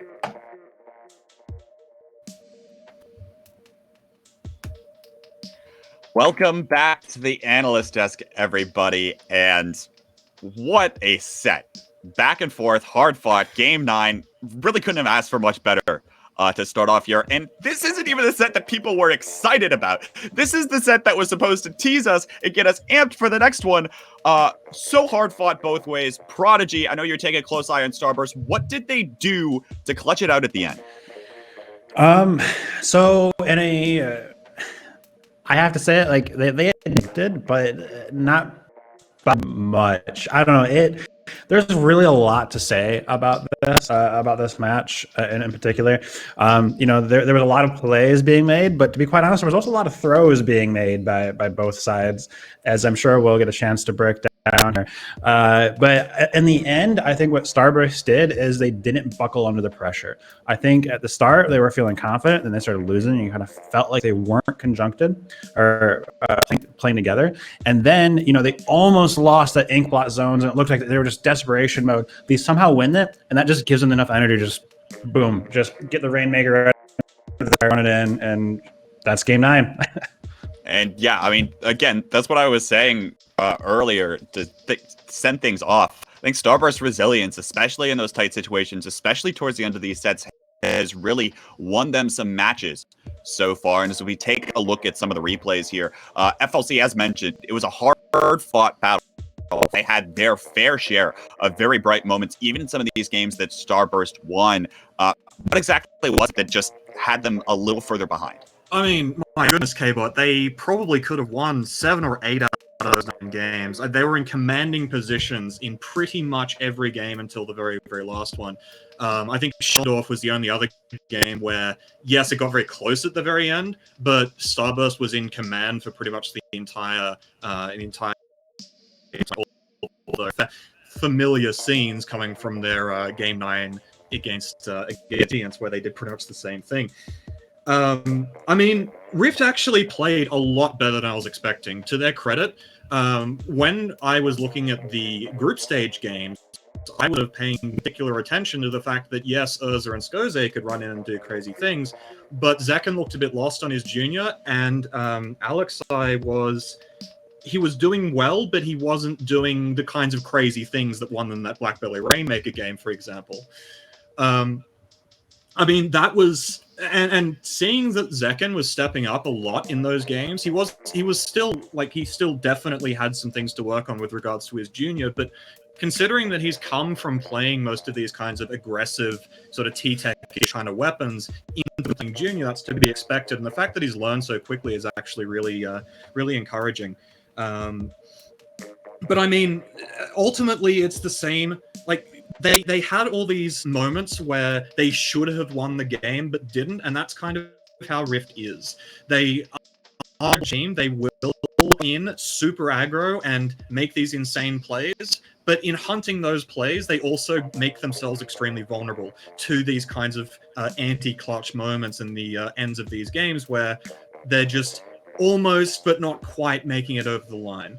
And I think also to Starburst credit, yes, Rift was kind of losing their grip of the game a little bit, but at the same time, Rift was catching what they were throwing. Starburst was catching what Rift was throwing.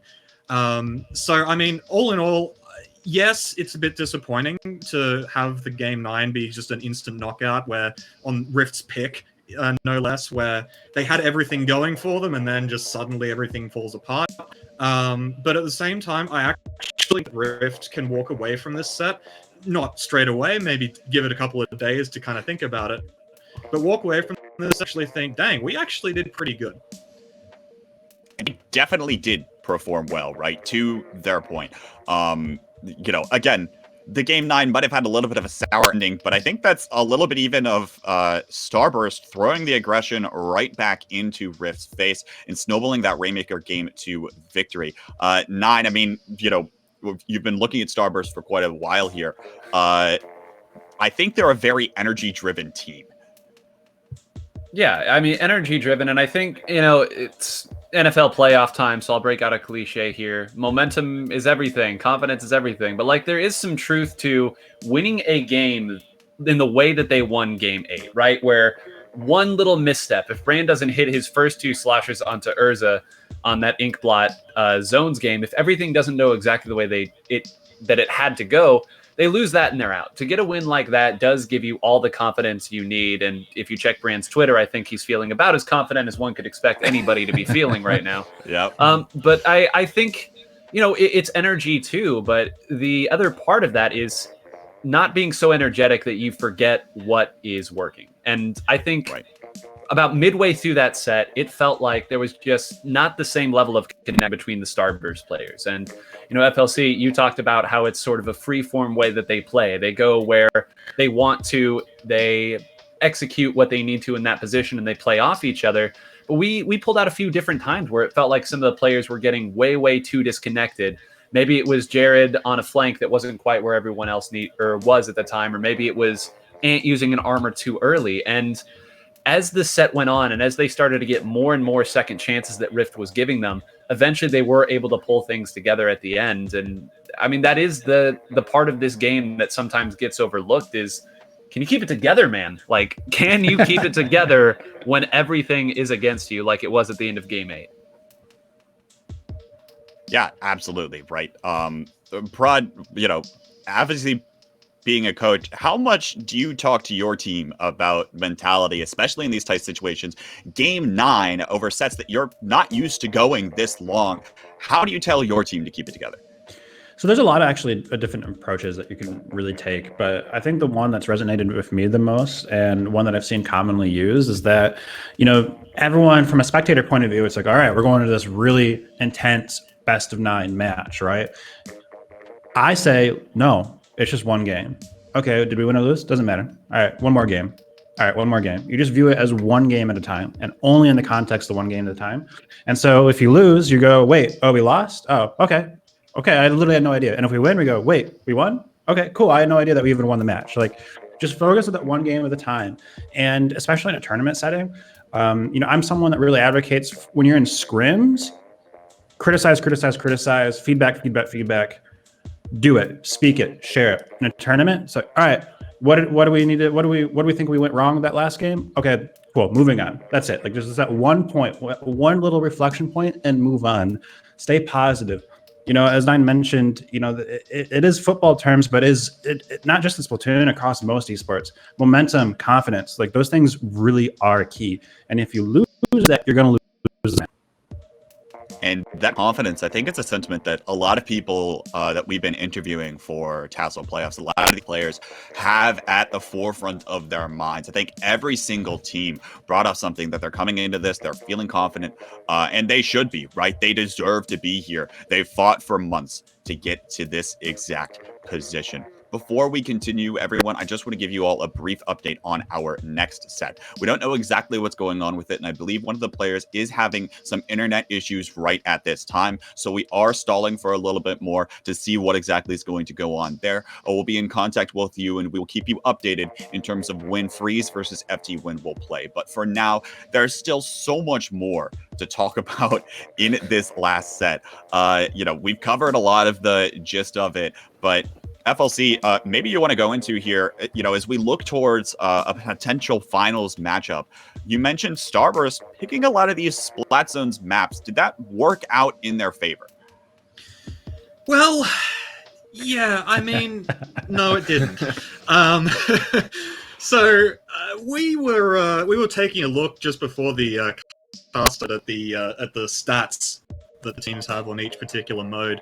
And so Starburst picked 3 Splat Zones maps, and I think they have a 4th one ready to go if they aren't happy about the way one of these 3 went. And the thing about it is that Splat Zones is their worst mode, according to the stats, but not only according to the stats, but it makes sense in context too.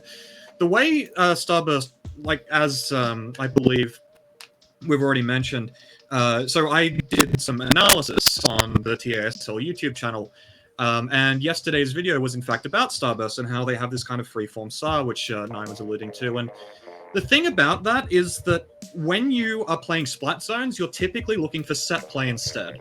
When you have this kind of freeform, I'm just going to take this part, you're going to take this part kind of thing going on, what ends up happening is the enemy team, because of how easy it is to sort of defend on zones, the enemy team is going to know where you're going and what you're trying to accomplish, and they can dogpile you before you really get set up. Not only that, but typically on zones, you want all of your specials coming out all at the same time, and specifically you need to actually layer them so that their effects happen at the same time, right? So for example, you need to activate your suction rush a little bit early so that the bombs are going off just as your junior's getting to the zone and the ink storm's starting to paint it and all that sort of thing. And we actually had a couple of moments here and there where I think on the Rift game, for example, there was the first retake that Rift got could have been stalled. It was basically Skoze solo capping with an L3D. Now, yes, the L3D is quite good at painting, but it was basically just him because I'm pretty sure the rest of his team was already splattered at that point. And Ice was sitting on a suction rush, and he was sort of out of position to use it.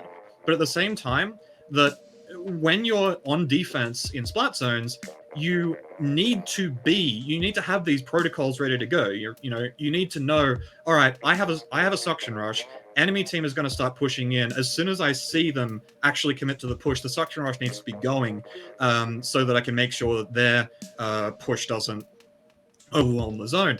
And we weren't seeing a whole lot of that out of Starburst. That's something that I was really hoping I'd see a bit more of, but at the same time, their playstyle doesn't really make that ever happen. They're more interested in one person's going to go off to one part of the map and just sort of pitch a tent as it were. And if that part of the map happens to coincide with the zone, then they get the zone. But if it doesn't, then they're just in the middle of nowhere. And you see, we saw a couple of times, I think we mentioned Jared sort of getting caught on flanks a little bit. That was kind of what was going on there. So, yeah, I mean, suffice to say, I'm not a fan of Starburst picking zones. I think their best mode is actually probably Clan Blitz. At least in terms of the way that they play, it suits Clan Blitz the best because you actually need to be taking large amounts of the map under your control and then just staying there for a while, gathering a bunch of clams, and then eventually pushing your way in. And that fits Starburst to a T, and yet they didn't pick Clan Blitz. We only saw game 1 Clan Blitz, and that was the worst map in the entire pool for that kind of playstyle on Clan Blitz, so we didn't even really get to see it. At any rate, though, they did eventually scrape their way to a win, though, and whoever's going to wait for them in the finals, whoever's going to meet them in the finals, I think is not going to be too threatened by Starburst map picks. Yeah, well, I mean, we'll have to see. Of course, we obviously know that they probably wanted to stay away from tower control, as that was probably heading into this set Rift's strongest point here. And I got a little bit of deja vu in Game 6 on that tower control Shellendorf map. It looked like, Nine, I'm sure you've gone back and watched that set numerous times. It looked like Rift might have had that little bit of magic in them. Starburst was eventually able to shut that one down, though. Yeah, I mean, Saved by the Bell, frankly. Like, I think if that push had happened any earlier, it might have ended a little differently. The desperation that had to happen. The big moment that we talked about, of course, was the trade that Ice got onto Skoze when that push was happening. To kind of, again, set the stage, of course, the push was coming in. They were on the checkpoint there. They only came up 3 points short. Skoze goes up onto the glass, aiming to take out Ice. Ice was using the Fire Fin on that one, too. Of course, we know Suction Bomb Rush could completely shut that side down. That trade being what it was meant that Skoze, who jumped off, by the way, if he hits that shot, lands cleanly, they win that game. He's able to rotate back over. So, the anatomy of a winning push, so many things have to go right. And for Ice to just scrape that trade meant that the rest of his team could safely throw bombs. And I believe that the two up left both had lethal bombs just at the tower. You know that people are going to have to be on it. You can slow it down. And I mean, it's again, those small moments. And like the other analysts are saying, we could spend a long time on each of those games, and we had 9 of them. So it really, again, just kind of, I mean, it just goes to show why this game is so dynamic, and why at the beginning of this, I said, keep your eyes out for some of these fights, because those are the moments. And I mean, I'm still kind of catching my breath and collecting my thoughts here. My note sheet is a blank piece of paper right now, so that should tell you all you need to know about how I experienced that set. Yeah, I mean, I think that's true for all of us, right? There was so much back and forth. It was impossible to sit here and be like, well, who's going to win? You didn't know that after Game 4. You didn't know that after Game 5. You didn't know that. The further and further along we got into the set, there was always an answer for one of these teams. And at the end of the day, looks like Starburst was just able to clutch it out a little bit at the end. But talking a little bit about, how you have to choreograph these pushes almost. I think that's kind of a constant strain through a lot of what we see at the highest level, where sometimes these pushes are going to just completely fall apart unless you really plan everything out. Prodigy, what exactly were you noticing out of some of these pushes that Starburst was putting forward? Maybe even looking towards that Game 9. Honestly, I've been waiting to say this, but FLC's face really kind of encapsulates a lot of my feelings about this match in general, and it's just a common kind of mix of confusion, frustration, a little bit of excitement because at least my eyes are wide open. But it's just not to mention a lot of JPEG artifacting. Yeah, just a lot of just kind of breakdown, right? But to me, I kind of have to view it as almost kind of two stages. There's like the first almost like 4 to 5 games, and then there's the rest of the set. And for Starburst in the first 4 to 5 games, it felt like they weren't necessarily making pushes, just that Rift was running into them. On a lot of those, I would say maybe the very first Clam games is maybe the exception. And we spent a lot of time talking about this amongst ourselves on the analyst desk while all these matches were playing out. But a lot of those other games, it was just random players getting caught off. Jared a lot and on Starburst side, and Skoze and Urza a lot on Rift side. And so you can't really do a push when you have at least one player of your team kind of just randomly getting splatted on the completely different side of the map where the rest of your team is. There's no follow-up happening. There's no sort of coordinated effort to do something off of that action. And so as a result, you kind of have these weird back and forths playing out that don't really necessarily lead to anything in terms of an overall kind of flow of the game. And that's what the first, again, 4 to 5 games really kind of felt like. after that, I would say specifically going into the Black Belly Rainmaker game, I felt like Starburst really started to have more kind of an effort there. We saw Jared; he would be in a flanking position, but kind of hold back and wait a little bit instead of just running forward a little bit more. And so, like even when those plays didn't necessarily work out, it looked like they were at least kind of being aware of those things and trying to make those changes as the games went out. And then the Inkblot game happened, and at first it looked horrible for Starburst. I mean, I think Rift was still at like maybe like 40 or 30, and you have Brand panic using armor as he's dying, Ant jumping off of the plat when 3 of his members are getting splatted. Like it just seemed like everything broke down. They just lost it, and then they managed at the very last second to retake the zone and go from there. And then again, all that confidence came back and it led to a dominant Rainmaker game on the Reef. And so to me, it's those things where it's like, to be quite honest, I feel like Starburst didn't really assert themselves in the vast majority of these games. And as we've been talking about, Rift really was in the position to win probably 7 of these 9 games. Yeah. I mean, go ahead, Nine. I was just going to say to that point as well, like as I was looking back over these, I thought this could have very easily been a 5-0. Like in those first 5 games, Rift was absolutely in control. And, to your point of how close it was, they split every mode. There just happened to be a Clan Blitz game that went the other way. Like I can't even remember the last time that we've had a set go this long where the team split all of the games and then the final mode, just to make it an odd number, ends up being the one that not decides it necessarily, but you guys are getting the gist of what I'm saying. Yeah. I mean, again, so close, right? And that really shows, I think, the teams at this high of a level, right? They can take games on one another no matter what, especially given the circumstances of any individual day, given any individual team's play style, enough preparation time, all these factors together. It's so close here at the top of Splatoon right now. And that's one of the most exciting things and one of the reasons why you can't sleep on anybody here. Prod, I'm sure you know that from personal experience, getting counted out in some of these conversations in the North America division, Slaughterhouse continuing to fight for what they believe. You guys almost pulled through in a couple of those sets. Unfortunately, couldn't pull out the overall set. What are you trying to say, K-Bop? Let's get to the point. How did your face said 1,000 words there, Prod? How did you manage to say 1,000 words in one facial expression with that? I don't understand. A lot of practice. All right. Well, updates. I believe we're still in the process of getting one player a consistent internet situation here in order to be able to play the next match. So in case you're wondering, where's Freeze versus FT Win? Really excited for that set. Hopefully it will still be happening. We're still in the process of making sure that all of our players are ready to play on a stable enough internet connection.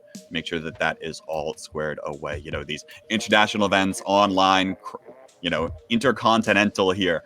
We're trying to do everything in our power to make sure that our players are ready to play before we start the actual match itself. With that, can I interject? Sure, I actually have a point here that I think that kind of continues some of these trains of thought that we've been having, and it goes back to one of the very first things that FLC brought up, which is Starburst and Splat Zones, right? They have all these Splat Zones maps, but it turns out that Splat Zones might actually be one of, if not their worst mode. And I think it also goes to show when you look at the competition in NA. Specifically of the other team that made it into the top 2 on the NS side, FT Win. Splat Zones is notoriously FT Win's worst mode, right? So you kind of have this thing where, they went 5-5. I think is the record that Starburst went in the regular part of the season. So they went 5-5 against a region that currently is weak in Splat Zones altogether, right? So you got to really kind of consider these things, and it's one of those things where moving forward for Starburst, if they're weak on the Splat Zones games and they're not really showing that well strength in the other modes right now, maybe outside of Clams, we only saw one game there. They're not looking nearly as strong as they did on the NA side of things. Yeah, I mean, I think the weird thing about the NA playoffs too is that I think Starburst and FT Win both had weird rosters, right? Because FT Win obviously didn't have Shaq, but then the other thing was that I'm pretty sure Starburst was playing with Silver. Instead of Jared. Yep. Instead of Jared. And Silver is not the Silver from SRL. You know, it's not the speedrunning guy. It's also not. There's like another Silver, who it's also not him. It was like another Silver. So it's like the third best Silver. You know, it's like they were playing with a weird roster. So even then, like it was really hard to really gauge how good these teams are coming in. And not only that, but FT Win, we're talking, you mentioned FT Win being kind of bad at zones. The awkward thing is that because they had Bagel and Toon playing for them instead of Shaq, who are typically more, well, Bagel was playing stuff like Mini Splatling, he's usually a Nautilus player. They actually went well on zones because they had a bunch more painting players instead of having two people running forwards at all times. So, yeah, I mean, the NA group stage was really hard to draw any kind of conclusions from because, like, the teams already kind of play a bit puggy. So that is to say, they play kind of a bit heads up. Like they're not really trying to organize things as such in their plays, and especially in their scrims. And they kind of come into the game and they just sort of play how they feel like playing. And like FT Win is typically more organized, but at the same time, without Shaq, they lose some of that sort of their usual play style. And then, as we've already alluded to, or did we allude to it? Starburst doesn't usually play with all their players actually in voice comms, so they Ant in particular is notorious for not being. He might sit in a VC and listen, but he'll often be muted. Yeah, and I've heard stories about Ant at LANs where he's almost like that in person too. So it's like, I don't know, but Nine has a great statement on this. Yeah, no, I actually stole this one from Brand, so that most of my content comes from stealing from other people. But no, I have met Ant in person, and I'm still not sure that he exists. He is so unassuming, but man, I mean, he's such an enigma. And I mean, there are moments like even over the course of that set, we were talking about like holy cow, Ant just clutched that situation, like moving up, and then like 2 minutes later we're saying Ant's doing nothing right now, and we just can't really get a real read on what it is. And you know, heads up I think is probably the best way that you can describe it, so thank you for that, FLC. Like, what needs doing? Well, if you want to see what needs doing, sometimes you have to do nothing and see what's going on. It's crazy. And I guess while we're on the topic of Ant and armor, one thing that we kind of joked about in the middle of the game where it first happened was when Brand changed off of L3. He originally went over to the NZAP, and then that later became the Tri-Slosher. So double armor, of course, the NZAP is a little different than the Tri-Slosher with what it's trying to do. But, you know, that was kind of one of the things, if you're talking about, and Brad, you mentioned this, the first 5 games and then the last few games, you know, how much of that do you think was Brand wanting to switch to something more comfortable? Because the L3D, like, there is some sharpness you have to pilot that weapon at this level, and maybe he just wasn't feeling it today. Yeah, I can definitely talk a little bit about that, and then I'll pass it over to FLC because I know he has some thoughts about that as well, and also give him a chance to wrap up some of the things he was talking about earlier. But for me, the way I read it was more so that, again, as we kind of talked about this, you know, first 4 to 5 games, what Starburst, you know, really was not really having much in terms of proactive plays, and it was really kind of just reacting to what Rift was doing, and then vice versa. Was what really made that change, that shift, was switching to the double armor. And so specifically, the first game that they switched to the double armor was that Schellendorf game with the NZEP, as you mentioned. And so to me, I was like, okay, you're running double armor with a CDS and then a charger. Like, you're running double armor with no one that's going to actually want to just run in and take a fight, especially against a team that's running double inkjet, right? So like, there's no sort of, okay, I'm going to use my armor for you to run in with your inkjet or whatever. But I think what they were really thinking was more so of, you know, we're starting to lose these games because of the fact that we're not playing so coordinated, and we are getting picked off by the chip damage from the inkjets and the random sniper shots from Alexei and all these other things. So let's run the double armor to respond to what they're doing rather than to respond to what we want to do differently. And, you know, that is kind of a more passive overall reaction, but it's actually ended up working more towards them. It did feel like it kind of made them feel a little bit more comfortable in their style of play. Then the issue again with the Inkblot was that once they started kind of losing that control, they just started panicking. Okay, throw an armor out. Oh, I'm going down. Throw another armor out, and so it wasn't perfect. And that's where I really want to have FLC join comment on it, because he had some good thoughts on this as well. Well, I mean, going from what I'm not quite sure exactly what you're talking about. You were mentioning Bran, and how he's picking a bunch of different weapons. The fact of whether he went to NZAP for being comfortable, or whether they had some sort of actual plan behind using double armor. Yeah, I mean, that was sort of the thing I was going to go to second, to be fair.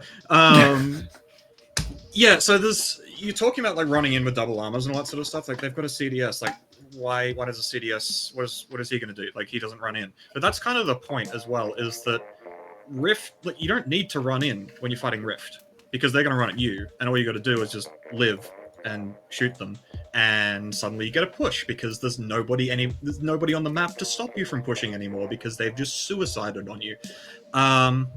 And I think the double armor plays into that a lot. It's kind of the Radiance way of playing, where you kind of let the other team get impatient and run at you, and you've got 2 armors, so they're going to fight you when you have an armor on, and then when they finally get the armor off you, you've got another armor. So when you factor that into the way the CDS was situated, so it made it so that Jared had a lot more time on his hands to like run rings around the map, like when people were on him, like he could actually roll away, like he could take some damage, roll away, get armored again, and so on. And when the double armor, I don't even like watching the Schellendorf game. It really did seem as though it was just Rift. Sorry, the NA teams have the S teams and EU has the R teams. It's impossible. Yeah. Yeah, I mean, those games, it did definitely seem as though it was Rift kind of running in, but then it's always Rift running in. Like, that was the whole problem the entire set. So, on one hand, it makes sense to use double armor and, like, actually absorb some of this aggression that's being thrown your way. At the same time, I'm not even sure it necessarily... I'll put it another way. I think that they were just... All of these games were basically coin flips, whether Rift was going to win the game or throw it, and it just happened to land on heads in the last couple of games. The armor may have sort of pushed it from a 50% to like a 55%, but I genuinely did not see... Like, I'm saying that this is how it should work. Like, you use double armor to absorb this aggression. But I'm also saying that I don't think I really saw that happen. So I can't say that in good faith. But yeah, I mean, basically, I'm agreeing with you in the sense that there's... like, they picked double armor, but was that the thing? It's really hard to tell. Yeah. I mean, it may have been something as simple as just not wanting to play the main weapon L3. Like, I mean, Tri-Slosher, very consistent in a lot of these fights when the opponent's running at you, and NZAP certainly maybe a little more consistent too. Yeah, I mean, I think it helped maybe a little bit, right? I think there was like 1 or 2 moments where I know for sure that really did help.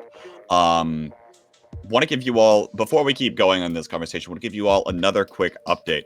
As Noctis has just made a tweet on his own account. It might actually slide in and cover my face here. But currently, Noctis is the player in question. He is en route to a 3rd location to try to play the TASL match. It's been a series of unfortunate events, really, for Noctis and the players of Freeze. So hopefully we're going to try to get that working, and hopefully Noctis can come online and play the set here. So we're just waiting on confirmation for that. If not, we might have something else in the works for you also. Hope you're all just sticking with us. Hope you're all having a fantastic day, and thanks for joining us. By the way, if you'd like to join the discussion that we're having, feel free to use the hashtag TASL2 on Twitter. I know I didn't really mention that in the pre-show like I wanted to, but you've seen these tweets start sliding in. If you want to use the hashtag TASL2 on Twitter, you might get your tweet to show up on stream. Obviously, those are getting hand-selected so that we can keep a little bit of a moderator's eye on that. But if you'd like to join in on the conversation on something that we're looking at, feel free to do so using that. Nine, did you have any like other follow-up points that you were really going on there? Not particularly, just contributing to the discussion of whether it was double armor for the sake of double armor or some other thing. You know, I agree with FLC in the sense that it didn't seem like the double armor was the conscious choice. I really just wonder if Bran wanted to play Tri-Slosher because he felt like his Tri-Slosher was playing better. I mean, those last 3 games, there were moments where, or I guess maybe not the last 3, but certainly on Schellendorf, on Inkblot, on Rainmaker, there were moments where it just seemed like he was able to take over with that. So, I mean, that is the one thing I think, and I'm as guilty of this as anyone. Sometimes we think too much about the specials and forget that, you know, there is a main weapon that people are piloting, and some of them have different levels of consistency. So it's just always kind of cool as we dive deeper and deeper into the finer points that sometimes one gun shoots better than the other. I mean, on the point of the Tri-Slosher, okay, but did you have something? No, go ahead if you want to. I was just gonna say that, like, yeah, that happens. You know, some days it's just whatever the comfort is. I know that, like, anytime I play a video game, Splatoon, Smash Brothers, sometimes I just try a bunch of characters on the day. One of them feels better than the other, and it's probably not the one that felt better yesterday. But FLC, go ahead. Yeah, so the other thing about the Tri-Slosher is Brand did use it in game 1, and I'm pretty sure I remember a remark at the time of Bran having twice the splats of anyone else in the game at like 2 minutes in. So yeah, I mean, he was definitely feeling the Tri-Slosher. Like, going into this, I know there was the stat brought up that Bran was picking a lot of different weapons, like something like 8 in the group stages. But to that point, when I was actually looking at the games, it seemed as though Bran off shooters was not a thing. Like when he picked K-Machine, he wasn't hitting his directs, and he was too slow to get away from things and all that sort of thing. It sort of seemed like, if I could describe the problem, it would be that when he's playing shooters, like, he'll move and then he'll shoot like 3 shots with an L3. Go figure. But even when playing T-Tech, like, he'll shoot a couple of shots and then he'll move again. But then when he picks up Slosher, he's trying to do the same thing where he, like, tries to shoot a couple of shots, but the difference is that it's a Slosher, so it takes forever. So he loses all his mobility and he's no longer able to sort of stay ahead of the game. Yeah, and I mean, I think looking at like the awkward thing with analyzing like how Starburst did well is always just how much agency it actually had on the games. Like, something I always like to do in analysis is to sort of, rather than just saying like this team won or this, you know, one team won or the other one did, I usually break it into one team either won or lost, or the other team won or lost. Like, one team actually had agency over whether they won the game, or the other team just lost. Like, they had the game, they just threw it. They had complete control over whether they won the game or not, and then they just lost because they screwed up. And I think we were talking before about how the set kind of shifted midway through, where instead of Rift having all the agency and being able to play like Rift having all the agency and being able to like control the games, into suddenly, you know, they get this crazy comeback. Even the Rainmaker game that they did end up losing was still like quite good for the most part up until that point. Like, you could definitely tell that we're warming into the set, and by the end, they were absolutely playing a hell of a lot better. Yeah, absolutely. So I think we're getting closer and closer to the time where Freeze might be able to play. So again, we're all just trying to play this by ear. I'm sure we're just as excited as you all are to watch this set. We'd love to hop into it as soon as we can. But we're just going to go through a couple of real quick checks on that front. But before we do that, I think it's okay to send it to a little bit of a break unless anyone here has any closing thoughts or closing remarks on the last set. I think we kind of exhausted that. FLC, anything more? I mean, you could already hear I was clutching at straws in the last little bit there. So. All right. Tell you what, everyone, we will. Yeah, we'll take a real quick break from the analyst desk here. We will be right back in a couple of minutes. Don't go anywhere. Go grab yourself a drink. Go use the restroom. We will be right back.